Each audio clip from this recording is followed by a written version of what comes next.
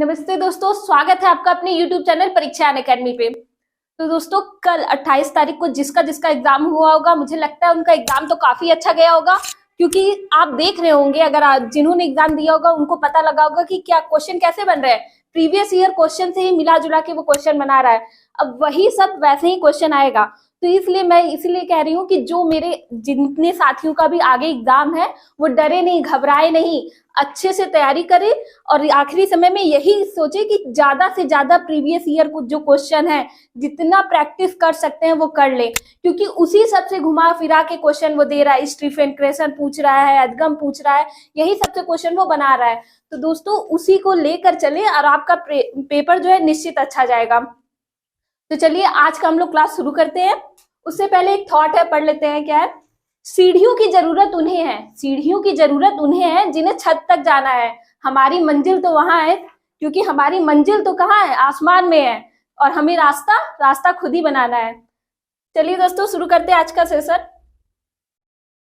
CTET previous year paper चल रहा, अच्छे से पढ़िए, ध्यान से देखिएगा। पहला क्वेश्चन देखिए, पहला क्वेश्चन क्या कह रहा है? झारखंड के एक गांव में रहने वाली एक शिक्षार्थी अपनी मातृभाषा और हिंदी जानती है। दो लैंग्वेज जानती है, मातृभाषा और हिंदी, जो उसके घर और पास पड़ोस में बोली जाती है। वह विद्यालय में अंग्रेजी सीखती है। कौन सी भाषाएं भाषा अर्जन और कौन सी भाषाएं भाषा अधिगम के अंतर्गत आती हैं? देखिए दोस्तों, किससे क्वेश्चन पूछा है? भाषा अर्जन और भाषा अधिगम। अगर आपने मेरी पेडागोजी की क्लास फर्स्ट पढ़ी होगी तो उसमें देखा होगा मैंने भाषा अर्जन और भाषा अधिगम बहुत ही अच्छे तरीके से समझाया, उसमें अंतर कर करके बताया है। तो अगर अभी भी अगर आपको इसमें कोई भी डाउट होगा तो एक बार वो क्लास जाके जरूर देख लीजिएगा। तो देखिए, भाषा अर्जन और अधिगम में पूछ रहा है, चलिए देख लेते हैं क्या कह रहा है। कह रहा है मातृभाषा और हिंदी भाषा अर्जन के अंतर्गत आती है। मैंने आपको बताया था क्या, मातृभाषा जो आपकी मदर टंग होती है वो क्या? भाषा अर्जन। अर्जन क्या होता है? स्वाभाविक और सहजता से अपने आप ही हो जाता है, इसको सीखने की जरूरत नहीं होती है। तो मातृभाषा हो गई, ठीक है, अर्जन के अंतर्गत आती है। और हिंदी भी अर्जन के अंतर्गत आती है। और देखिए क्वेश्चन में भी कह रहा है क्या, वो मातृभाषा और हिंदी जानती है, यानी वो पहले से, वो स्कूल आने से पहले वो सीख के आई है। तो समझ रहे हैं ना, ये वाली बात इसकी सही हो जाएगी। फिर क्या कह रहा है? अंग्रेजी भाषा अधिगम के अंतर्गत आती है। सही बात है, ये आपकी लक्ष्य भाषा होती है, एक टारगेट लैंग्वेज है जिसको वो स्कूल में सीखने के लिए आई हुई है। तो क्या हो जाएगा? अंग्रेजी क्या? अधिगम मैंने बताया था ना, अधिगम के लिए आपको एक प्रॉपर एरिया चाहिए रहता है, यानी एक नियमबद्ध तरीके से सीखी जाती है। तो ये अधिगम के अंतर्गत आती है, तो ये भी आपका सही हो जाएगा। अब दूसरा देखिए, तीसरा क्या कह रहा है? हिंदी भाषा अधिगम के अंतर्गत आती है। जब हिंदी अर्जन के अंतर्गत आ गई तो अधिगम के अंतर्गत कैसे आ सकती है? ये तो आपका गलत हो जाएगा। फिर कह रहा है तीनों भाषाएं अर्जन के अंतर्गत आती है, ये तो आपका एकदम गलत हो जाएगा, इसको एकदम काट दीजिए। तो आपको कौन कौन सा सही मिला? पहला और दूसरा। चलिए ऑप्शन में देख लेते हैं। ऑप्शन नंबर ए, पहला और दूसरा सही है आपका, यहीं पे आपको आंसर मिल गया। तो समझे दोस्तों, ऑप्शन नंबर ए सही हो गया। देखिए दोस्तों, कूट वाले क्वेश्चन से घबराइएगा मत कि कूट दे दिया, उसको देख के घबरा जाए कि यार इतना कूट दे दिया कैसे करेंगे। बिल्कुल टेंशन मत लीजिए, बस खाली कॉन्सेप्ट क्लियर रखिए और लाइन से आखिरी तक क्वेश्चन पढ़ते जाइएगा, आपको आंसर जरूर मिल जाएगा। चलिए आगे बढ़ते हैं। अगला क्या कह रहा है? निम्नलिखित में से कौन सा विद्यार्थी को लिखना सिखाने का विशिष्ट शिक्षण शास्त्रीय क्रम है? यानी लिखने के लिए बच्चों को जब लिखना सिखाया जाए तो उसका क्रम पूछ रहा है कि पहले कैसे कैसे करना चाहिए। चलिए ऑप्शन पहला देखिए क्या कह रहा है? सीधी रेखाओं और गोलों द्वारा अक्षर लिखना सिखाना। दूसरा कह रहा है विद्यार्थियों से विशिष्ट प्रकार की अनेक आकृतियां बनवाना। फिर क्या कह रहा है?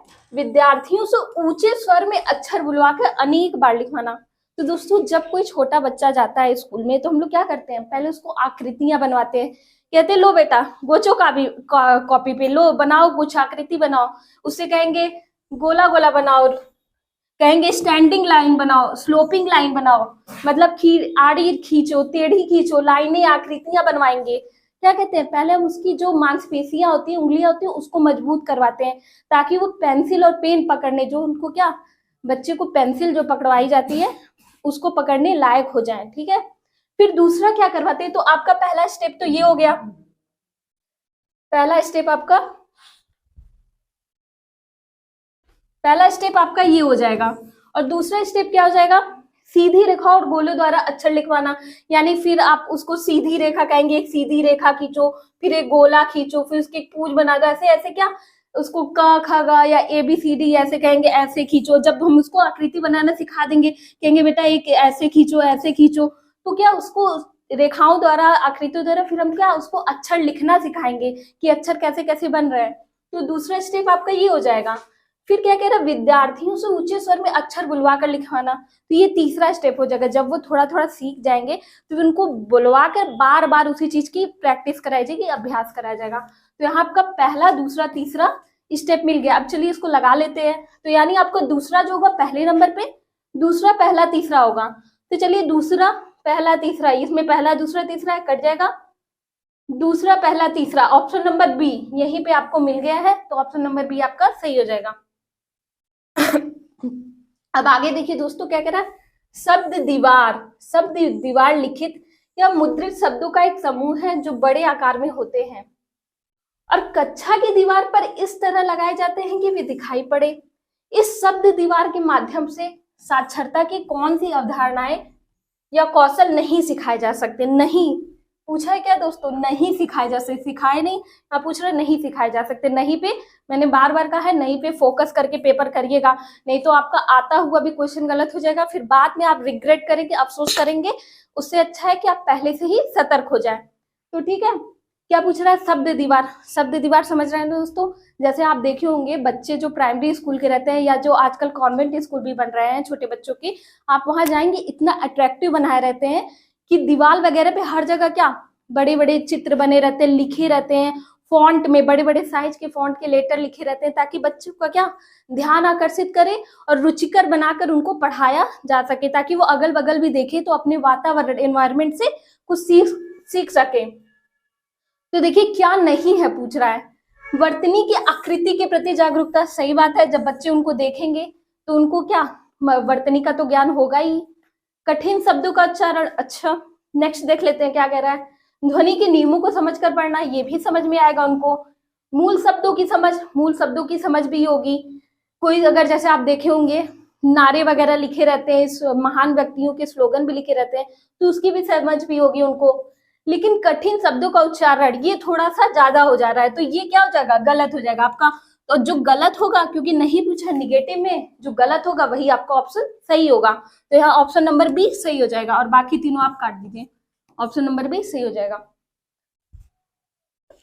अब अगला क्वेश्चन क्या कह रहा है दोस्तों, कक्षा 5 को काल के नियम समझाने के बाद अध्यापिका जोड़ों में कार्य करवाती है, यानी समूह में कार्य करवा रही है। विद्यार्थी पाठ सामग्री में से वर्तमान काल का एक वाक्य लेकर विद्यार्थी बी को भूतकाल में सुनाती है। विद्यार्थी ए अनुमान लगाती है कि वर्तमान काल क्या होगा। अच्छा, विद्यार्थी ए उसके अनुमान लगाने तक आवश्यकता अनुसार वर्तमान से रहती है। यह गतिविधि किसके सबसे अधिक करीब है, भूतकाल में, ये अलग से आ गया मतलब किससे सबसे अधिक करीब है। ध्यान दीजिएगा, वो क्या कर रही है, काल पढ़ा चुकी है, अब बच्चों को समूह में ले जाके क्या उनसे क्रियाकलाप करवा रही है। क्या करवा रही है, एक को एक काम दे दी और वो क्या कर रही है, वो क्वेश्चन वर्तमान काल का वाक्य है उसको वो भूतकाल में बता रही है और बी को बताना है उसका वर्तमान काल रूपांतरण करके। तो ये कौन सी गतिविधि होगी? क्या ये क्रेसन की निवेश परिकल्पना होगी, स्वयं की उत्पाद परिकल्पना, बर्नर का विकास सिद्धांत, क्रेसन की अर्जन अधिगम परिकल्पना। तो दोस्तों ये आता है स्वयं की उत्पाद परिकल्पना के अंतर्गत। किसके अंतर्गत आएगा, स्वयं की उत्पाद परिकल्पना। अब अगला चलते हैं, अगला क्या कह रहा है, एक अध्यापक कक्षा 4 में 2 के जोड़े में कार्य करवाती है। फिर जोड़ों में कार्य करवाया जा रहा है। वह विद्यार्थी ए को वेटर बनने और विद्यार्थी बी को ग्राहक बनने के लिए कहती है। प्रत्येक जोड़ों को आपस में संवाद करने के लिए कहती है। यह गतिविधि किसमें सुधार लाने के लिए सबसे कम, देखिए दोस्तों क्या कहा है, कम, सबसे कम योगदान देती है। जहां भी कम या सबसे ज्यादा पूछे तो आप ये मत सोचिएगा कि बाकी 3 जो ऑप्शन दिए हैं वो इम्पोर्टेंट नहीं है, वो भी रहते हैं, लेकिन कम या ज्यादा के हिसाब से देखिएगा। आप ऑप्शन पूरा पढ़िएगा, इसलिए मैं हमेशा कहती हूँ पूरा ऑप्शन पढ़ के आंसर दिया करिए, ठीक है। तो सबसे कम पूछा है तो क्या है, अभिव्यक्ति में स्पष्टता, वाक्य रचना, संक्रिय श्रवण या शब्द संपदा। वो क्या करवा रही है, वो ए और बी को क्या है, एक को वेटर बना दी, एक को ग्राहक, और क्या तो किस चीज का उनका संप्रेषण कौशल विकसित हो रहा है। लेकिन सबसे कम इसमें क्या, अभिव्यक्ति में स्पष्टता आएगी, वाक्य रचना करना भी सीख जाएंगे बच्चे, क्या बोलने में स्पष्ट होंगे, उनकी सुनने की क्षमता भी विकसित होगी। लेकिन क्या शब्द संपदा, शब्दों पे बहुत ज्यादा अधिकार नहीं हो पाएगा। तो आपका ऑप्शन नंबर डी सही हो जाएगा और बाकी तीनों गलत। ऑप्शन नंबर डी इसमें सही होगा। अब आगे देखिए अगला क्या कह रहा है, विद्यार्थियों को दृश्यात्मकता सिखाने के लिए कौन सा सर्वाधिक उपयुक्त है। सर्वाधिक पूछा है, मतलब बाकी तीनों भी उपयुक्त होंगे लेकिन सर्वाधिक उपयुक्त पूछा है, ठीक है दोस्तों। दृश्यात्मकता यानी देखकर, ये कहानी किस दिशा दशा में घटित हुई है। अच्छा, पाठ्य सामग्री में बने चित्रों को देखो और बताओ कि आप क्या देख पा रहे हो। लेखक ने कुत्ते के चरित्र का वर्णन किस प्रकार किया है, कल्पना करें और अंतिम दृश्य का कोई विकल्प लिखें। तो दोस्तों यहाँ पे जो सबसे ज्यादा बच्चे का जो कल्पनाशील, जो उनका कल्पना चिंतन का विकास करेगा वो क्या है, जब उससे आप ये पूछेंगे यह कहानी किस दशा दिशा में घटित हुई है, तो उससे बच्चा उसके बारे में पूरा क्या विश्लेषण करेगा। तो यहाँ आपका ऑप्शन नंबर ए सही हो जाएगा। अब अगला देखिए, अगला क्वेश्चन क्या कह रहा है निम्नलिखित में से कौन सी गतिविधि कहानी पढ़ने के बाद विद्यार्थियों में निष्कर्ष निकालने का कौशल विकसित करने की सर्वाधिक उपयुक्त गतिविधि है। देखिए सीटेट में ऐसे ही क्वेश्चन पूछता है, सर्वाधिक उपयुक्त, कम उपयुक्त, तो इसमें ऐसा नहीं होता कि जो बाकी क्वेश्चन ऑप्शन दिए वो गलत होते हैं, वो भी सही रहते हैं, लेकिन यहाँ सर्वाधिक कम वाला ध्यान दीजिएगा। इस कहानी में आप स्वयं को कहाँ रखना चाहेंगे। फिर कह रहा है इस कहानी में एक पात्र ने जिस तरह से प्रतिक्रिया दी, क्या उसी तरह से प्रतिक्रिया देने वाले व्यक्ति को आप जानते हैं। फिर पूछ रहा है कहानी में किसी की भी कल्पना करें और अपने वाक्य में उसका प्रयोग करें। यहाँ हो जाएगा पढ़ी गई कहानी में वीडियो देखें और अपने शब्दों में सेटिंग करें, मतलब अपने शब्दों में उसका वर्णन करें। तो आप क्या करेंगे, सबसे अच्छा जो है कहानी में एक पात्र जिस तरह से प्रतिक्रिया दी, क्या आप उस तरह किसी को जानते हैं। तो क्या कर रही है शिक्षिका, क्या उसके अनुभव को जोड़ना चाह रही है, वो पाठ्य वस्तु जो उसका विषय है उससे क्या पूर्व अनुभव को जोड़ना चाह रही है। तो सबसे बेस्ट ऑप्शन आपका क्या होगा, ऑप्शन नंबर बी आपका सही हो जाएगा, बी फॉर बेस्ट सही होगा। अब आगे बढ़ते हैं। आगे क्या है, निम्नलिखित में से कौन सी गतिविधि अध्यापक द्वारा सहायता देने का उदाहरण नहीं है दोस्तों, फिर से पूछा है नहीं वाला, अध्यापक द्वारा सहायता देने का उदाहरण नहीं है। ऑप्शन ए, विद्यार्थी से कोई पॉडकास्ट सुनने के लिए कहें और उसे सीखी गई किन्हीं 2 नए शब्दों के साझा करने के लिए कहें। विद्यार्थियों को एक ऐसी लघु कविता पढ़ने के लिए दीजिए जिसमें शुरू से ही कठिन शब्द के अर्थ लिखे हों। विद्यार्थियों से मौखिक रूप से बहुत से सरल प्रश्न पूछे और एक बड़े प्रश्न का उत्तर देने के लिए इन प्रश्नों का सार प्रस्तुत करें। विद्यार्थियों को विषयों की सूची दे जिन पर उन्हें 2 मिनट के लिए बोलना है, कौन से बिंदु बोले जाएं उसके लिए संकेत देना। तो दोस्तों जिसमें शिक्षक उनकी सहायता नहीं करेगा, क्या जब वो उनको कोई पॉडकास्ट सुनने के लिए दे देगा और कहेगा कोई साझा करे, तो इसमें शिक्षक की ज्यादा आपको जरूरत ही नहीं पड़ेगी, विद्यार्थी इसमें खुद साझा कर लेंगे, आपस में साझा करेंगे। तो यही आपका ऑप्शन नंबर ए सही हो जाएगा, इसी में नहीं रहेगी। बाकी जब वो लघु कविता पढ़ेगा उसमें कठिन शब्द मिलेंगे तब भी आपको शिक्षक की जरूरत पड़ेगी, और भी सब में देखिए प्रश्न वगैरह पूछने में सब में शिक्षक की जरूरत पड़ेगी, लेकिन ऑप्शन नंबर ए में नहीं पड़ेगी। तो यहाँ ऑप्शन नंबर ए सही हो जाएगा। अगला क्वेश्चन दिया है विद्यार्थियों को पूर्व शर्त सिखाने के लिए निम्नलिखित में से कौन सी निगमन विधि है। निगमन विधि, पूर्व शर्त यानी आपका प्रीपोजिशन जो होता है उसे क्या कहते हैं, पूर्व शर्त, उससे निगमन पूछ रहा है। निगमन दोस्तों क्या बताया था ना, नियम से उदाहरण की ओर। निगमन में क्या होता है, नियम से जब उदाहरण की ओर जाते हैं तो वो निगमन होता है। वैसे भी नी से निगमन, नी से नियम, याद रखिएगा। और आगमन में उदाहरण से नियम, ठीक इसी का उल्टा, उदाहरण से नियम की ओर जाते हैं। तो क्या पूछा है, निगमन का विधि है पूर्व शर्त ने ऊपर के प्रयोग के नियम बताना और उदाहरण देना। देखिए पहला ऑप्शन में ही मिल गया है, लेकिन दोस्तों पढ़ लेते हैं अगला क्या कह रहा है। पूर्व शर्तों के बहुत से उदाहरण देना और विद्यार्थियों को नियम बताने के लिए कहना, ये तो गलत हो जाएगा। एक गद्य खंड पढ़ाते समय पूर्व शर्त के प्रयोग के नियम बताना, ये भी गलत हो जाएगा।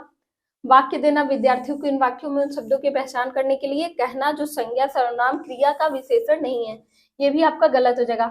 पहला ही आपका ऑप्शन बेस्ट है, क्या है, नियम बताना और उदाहरण देना, यही आपका निगमन विधि होता है, तो ऑप्शन नंबर ए सही हो जाएगा।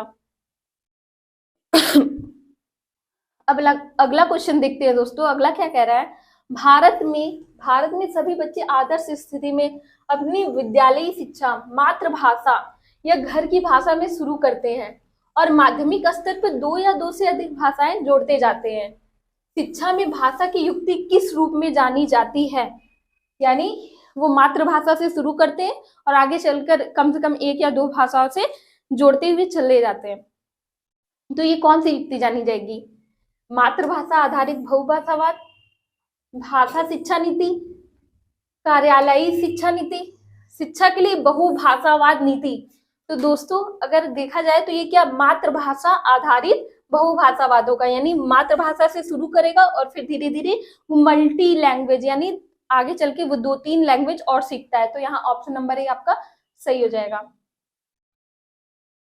अगला क्वेश्चन क्या कह रहा है, बच्चों द्वारा को पढ़ने को प्रमाणिक स्रोत के रूप में देखा जाता है। बच्चों द्वारा डैश को पुस्तक, यहाँ पुस्तक होगा ना, तो पाठ्य पुस्तक को पढ़ने के लिए डैश के रूप में देखा जाता है, क्या, पत्र को, पाठ्य पुस्तकों को या साहित्य को। थोड़ा मिसप्रिंट हो गया है, लेकिन इसका आंसर क्या होगा, पाठ्य पुस्तकों को क्या एक प्रमाणिक स्रोत के रूप में देखा जाता है। तो ऑप्शन नंबर बी आपका सही हो जाएगा। अब चलिए आगे देखते हैं। अगला क्वेश्चन क्या कह रहा है, निम्नलिखित में से कौन सा भाषा सीखने का आकलन का सबसे प्रभावशाली उपकरण है, भाषा सीखने का, ठीक है ना। तो इसमें क्या होगा, लिखित परीक्षा, श्रुतलेख, अवलोकन, दत्तिकार। तो दोस्तों भाषा सीखने के लिए जो सबसे प्रभावशाली उपकरण है वो क्या है, अवलोकन, यानी बच्चा जितना ज्यादा अवलोकन करेगा उतना ज्यादा अच्छे से वो सीखेगा। तो यहाँ आपका ऑप्शन नंबर सी सही हो जाएगा। अगला क्वेश्चन देखते हैं। अगला कह रहा है, निम्नलिखित में से कौन सा प्रमाणिक पठन सामग्री के उद्देश्य को प्राप्त करने में मदद करेगा। प्रमाणिक पठन सामग्री पूछ रहा है। देखिए क्या कह रहा है, ध्वनियों की सूची, किसी स्थानीय होटल व्यंजन सूची, अपने फोन पर रिकॉर्ड की गई 2 मिनट की कोई वीडियो, अध्यापक द्वारा जापानी भाषा में लिखी गई कहानी का अंग्रेजी में अनुवाद। तो दोस्तों जो प्रमाणिक पठन सामग्री होगी वो कौन सी होगी, किसी स्थानीय होटल की व्यंजन की सूची, क्योंकि क्या उसमें सब चीज लिखा रहेगा, बाकायदे सब चीज अच्छे से वो लिखा रहेगा, तो ये प्रमाणिक होगी। बाकी ध्वनियों की सूची और ये रिकॉर्ड, वीडियो रिकॉर्ड, ये अंग्रेजी अनुवाद, ये तीनों आपका गलत हो जाएगा। तो ऑप्शन नंबर बी आपका सही होगा। अब अगला देखते हैं, किसी जटिल कथानक की संरचना को समझने के लिए कौन सा ऑनलाइन उपकरण विद्यार्थियों को सबसे अधिक मदद करेगा। ऑनलाइन उपकरण की बात कर रहा है कि कौन सा विद्यार्थियों को सबसे अधिक मदद करेगा। जटिल शब्दों को सरल शब्दों में बदल कर की गई कोई रिकॉर्डिंग, उतना कुछ जम नहीं रहा है। अगला देखते हैं, किसी एक पाठ्य सामग्री को पठन के लिए भिन्न भिन्न स्तरों के अनुसार बदलकर पठन सामग्री करना, ये तो एकदम बकवास कर दिया है कि ऑनलाइन के लिए इसमें क्या। अब ये देखिए क्या कह रहा है, एक ऐसा मानस मानचित्रण यानी माइंड मैपिंग कार्यक्रम जिसके विचारों को अलग अलग घटकों में किया गया हो प्रस्तुत किया जाए। ये थोड़ा अच्छा लग रहा है, इसको अभी रहने दीजिए। फिर अगला क्या कह रहा है, ऐसा खेल जिसमें पठन और प्रश्नों के उत्तर देने के लिए सिक्कों का पुरस्कार दिया जाए। इसमें कहाँ से ऑनलाइन होगा सिक्कों का पुरस्कार, ये भी गलत हो जाएगा आपका। लेकिन माइंड मैपिंग, क्या एक माइंड मैपिंग कार्यक्रम चलाया जाए जिसमें विचार, अलग अलग विचार के माध्यम से उनको सिखाया जाए। तो ऑप्शन नंबर सी आपका सही हो जाएगा। अब आगे देखते हैं। अगला क्वेश्चन कह रहा है, एक विद्यार्थी ने नववर्ष न्यू ईयर आने वाला है दोस्तों, कि उत्सव आयोजन पर एक अनुच्छेद लिखा। नववर्ष के दिन मेरे परिवार और मैंने अपने मित्रों को आखिरी घंटे गिनने के समय आमंत्रित किया, यानी 12 बजने में जब कुछ मिनट बाकी रहेंगे उनको गिनने के लिए आमंत्रित किया। हम केक की दुकान पर गए और केक बनाने के लिए कहा। हम सजावट, खाने पीने की वस्तुएं भी लेकर आए। मेरे माता पिता ने गुब्बारे फुलाए और मैंने घर सजाने में मदद की। हमारे मित्र रात्रि भोज के लिए आए और हम मध्यरात्रि तक वो रुके। अनुच्छेद लेखन के संदर्भ में विद्यार्थियों को सर्वाधिक रूप से किस पर अधिक ध्यान देने के लिए कहना चाहिए, यानी वो क्या एक पूरा वो लिखा है डायरी अनुच्छेद कुछ लिखा है, उस पर सबसे ज्यादा उसे किस चीज पर ध्यान देने के लिए हमें कहना चाहिए? विचारों को समेटने के लिए कहना चाहिए? नहीं, हम बच्चे को विचार समेटने के लिए क्यों कहेंगे? संरचना, प्रारूपण या संपादन? तो देखिए दोस्तों, इसमें सबसे अच्छा क्या हम उससे कहेंगे अपने संपादन में थोड़ा और सुधार कर लो और लेख लिखने के लिए बहुत अच्छे से तैयार हो जाएगा। तो आपका ऑप्शन नंबर डी यहाँ पे सही हो जाएगा। अब अगला क्वेश्चन कह रहा है, निम्नलिखित में से कौन सा विचार बिंदु नॉम चॉम्स्की के सिद्धांत के विपरीत है? नॉम चॉम्स्की के सिद्धांत के विपरीत है। नॉम चॉम्स्की आपको पता है भाषा अर्जन की जमजान क्षमता के बारे में बात करते हैं, और क्या लैंग्वेज एक्विजिशन डिवाइस के बारे में, भाषा अर्जन अधिग्रहण यंत्र के बारे में बात करते हैं, और किसके सार्वभौमिक व्याकरण यानी यूनिवर्सल ग्रामर के बारे में बात करते हैं। अब चलिए देख लेते हैं इसके विपरीत कौन सा है। मनुष्य के पास भाषा अर्जन की सहजात क्षमता होती है, ये तो नॉम चॉम्स्की कहते ही है ना दोस्तों, तो ये ठीक हो जाएगा। फिर बच्चे अनुकरण एवं पुनर्बलन के माध्यम से सीखते हैं, यही तो नहीं कहते हैं। भाषा अधिगम चुनौतीपूर्ण अवधि के दौरान होता है, ये भी कहते हैं नॉम चॉम्स्की आपके। और सभी भाषाओं में कुछ समान संरचनाएं और विशिष्टताएं होती हैं, वही यूनिवर्सल ग्रामर की बात करते हैं ना, ये भी आपका सही हो जाएगा। तो ये तीनों सही होगा, यानी ये तीनों गलत होंगे। और बाकी बच्चे अनुकरण एवं पुनर्बलन ये आपका सही हो जाएगा। नॉम चॉम्स्की नहीं, कौन कहता है? BF Skinner. आपके स्किनर क्या कहते हैं? उन्होंने कौन सा सिद्धांत दिया है? क्रिया प्रसूत अनुबंधन सिद्धांत दिया है, जिसमें वो क्या बच्चे अनुकरण एवं पुनर्बलन के माध्यम से भाषा सीखते हैं, उसकी बात करते हैं। तो ये स्किनर का है। ये कौन कहता है? बीएफ स्किनर आपके।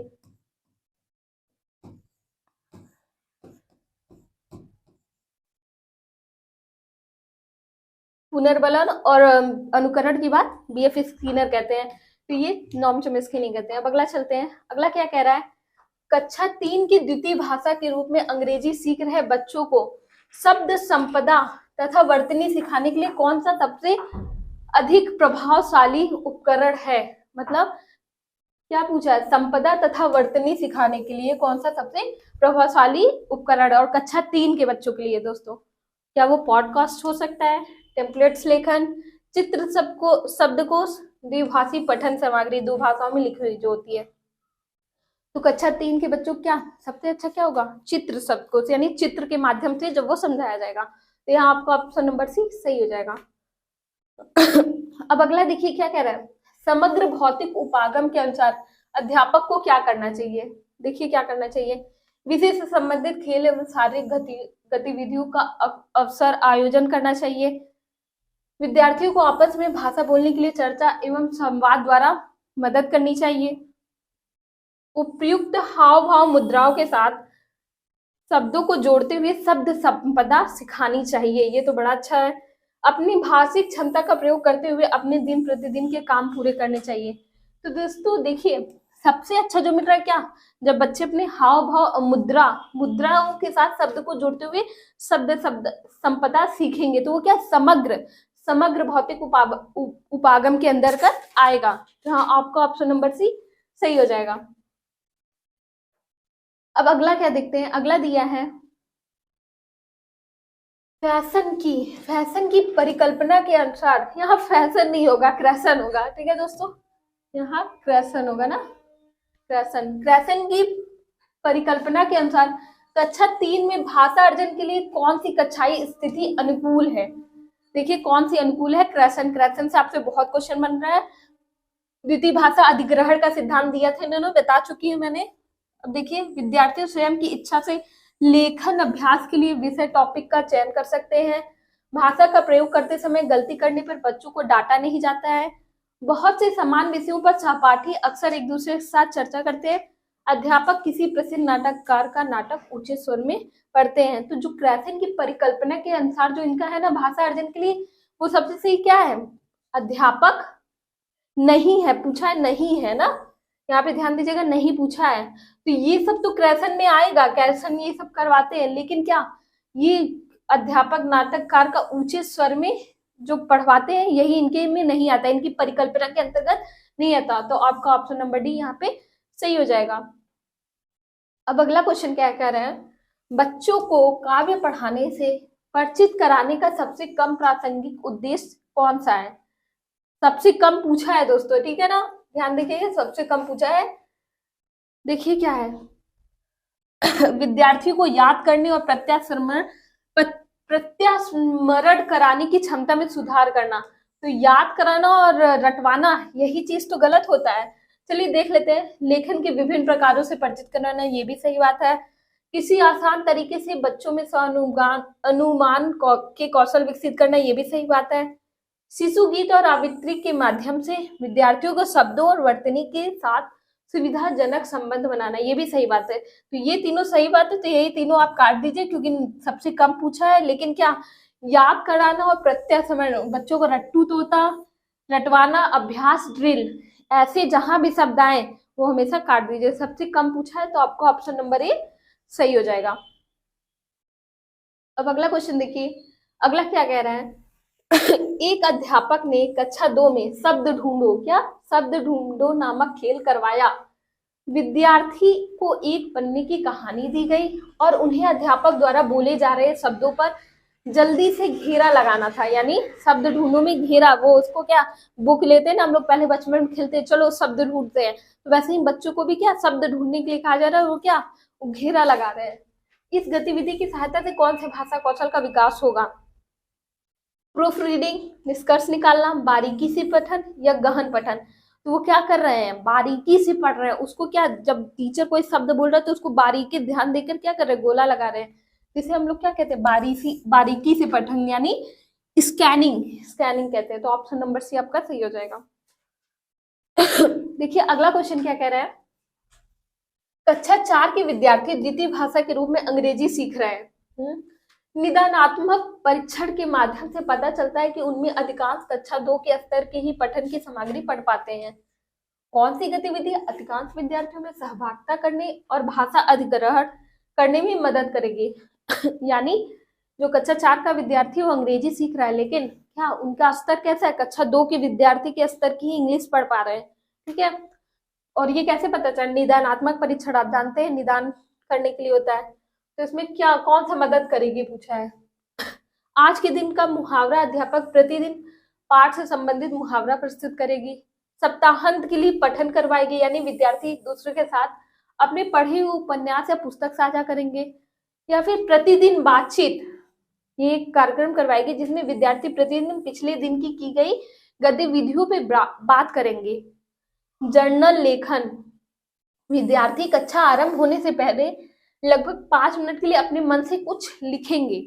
तो दोस्तों इसमें सबसे अच्छा क्या होगा, जब बच्चे क्या बातचीत प्रतिदिन बातचीत करेंगे तो क्या होगा, वो डेली जो पढ़ रहे हैं, जो पढ़ना है उसके बारे में बातचीत करेंगे, तो इससे क्या उनकी भाषा अधिग्रहण करने में मदद होगी।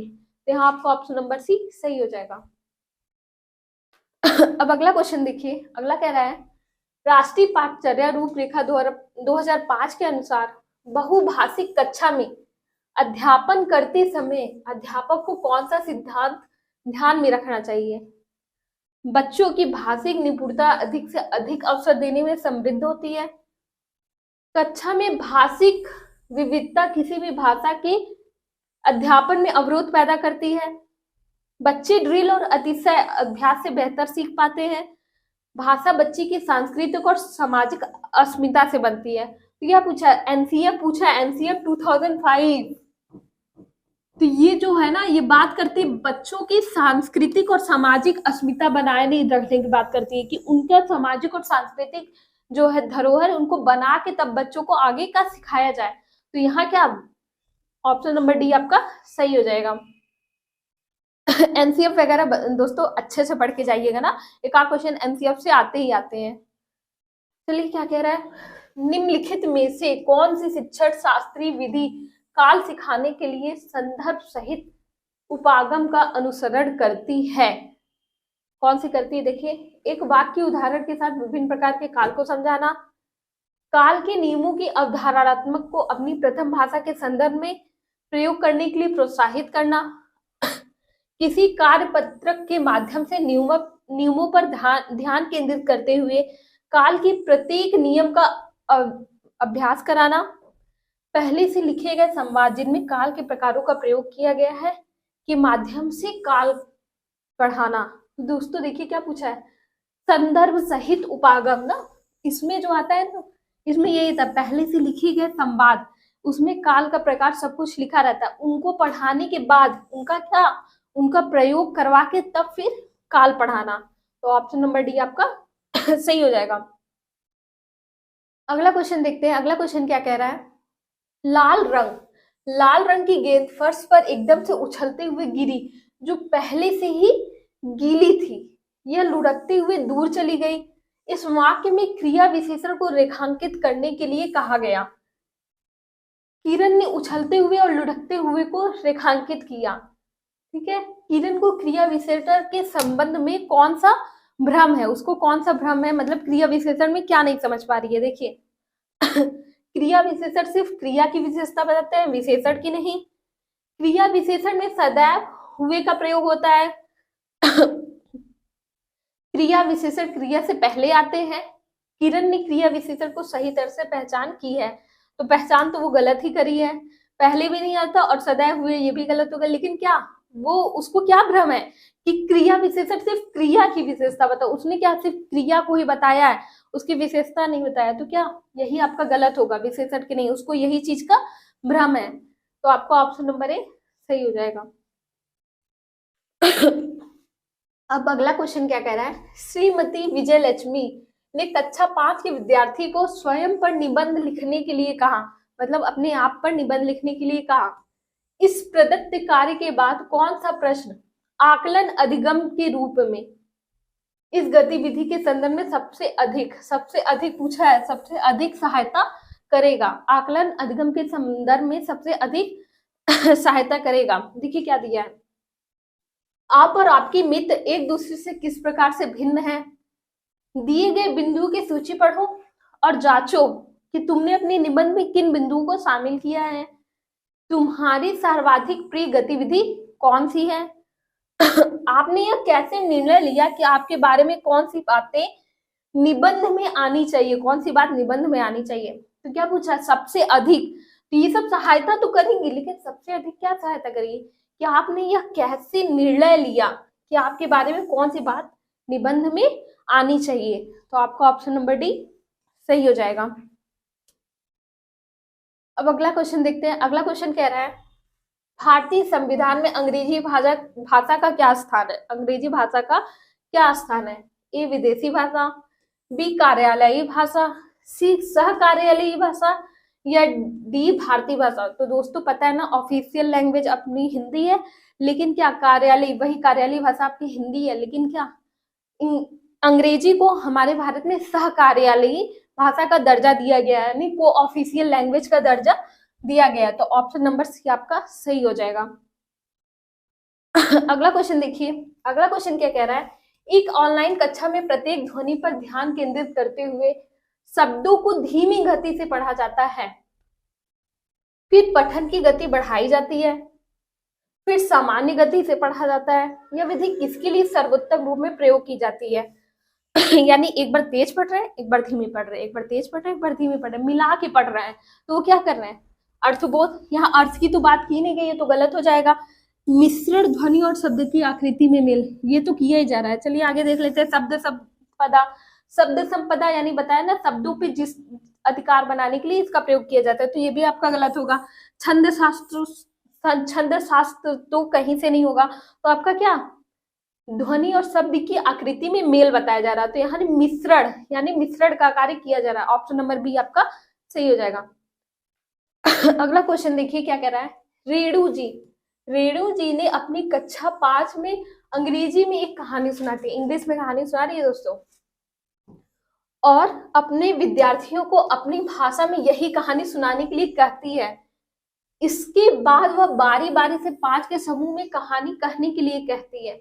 वह कक्षा में किस युक्ति का अनुकरण कर रही है, यानी जो टीचर है वो क्या करी है, पहले अंग्रेजी में कहानी सुना दी है, फिर उसके बाद क्या करी है, अब बच्चों तुम लोग इसे अपनी भाषा में सुना दो। हाँ, तो वो क्या कर रही है, एक भाषा से दूसरी भाषा में स्थानांतरित कर रही है बच्चों को।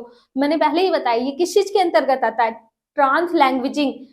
ट्रांस लैंग्वेजिंग के अंतर्गत आता है। तो देखिए आपको किसमें मिल रहा है, बहुभाषिकता का नहीं कर रही है, द्विभाषिकता भी गलत होगा, ट्रांस लैंग्वेजिंग आपको इसमें दिख गया ना दोस्तों। तो ऑप्शन नंबर सी आपका सही हो जाएगा, और समूह कार्य भी वो नहीं करवा रही है, ऑप्शन नंबर सी सही होगा।